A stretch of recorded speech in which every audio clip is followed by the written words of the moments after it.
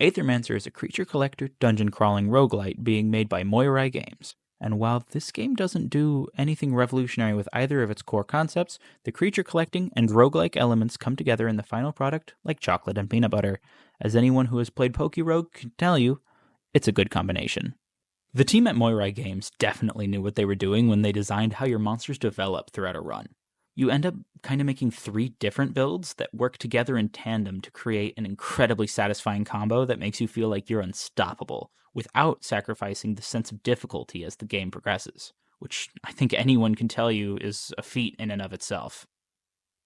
The monster designs are great across the board, and they have done a marvelous job of creating interesting, aesthetically pleasing monsters to make any fan happy, and all without stepping on Pokemon's toes. Looking at you, Pal World.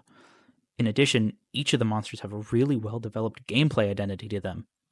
Each monster has a unique ability that gives you some direction on how to use them. To really explore this, we can look at the Ooze, which is our required RPG slime monster. But if you look a little closer, every time he does something, he poisons himself. Then, when he takes any poison damage, all of his enemies also take damage from that poison. This makes him a really interesting enemy because you don't want to let him build up too much poison and melt through your party. Then it also makes him a really cool part of a build as you try and build him to get as much poison on him as possible and melt right through your enemies while hopefully not melting through himself. Each of the monsters in this game have this level of intricate design to their gameplay that makes them fun and interesting both as enemies and as allies.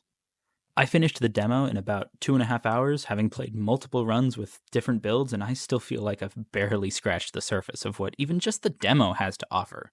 So I really can't wait to see everything that it'll have in the full release.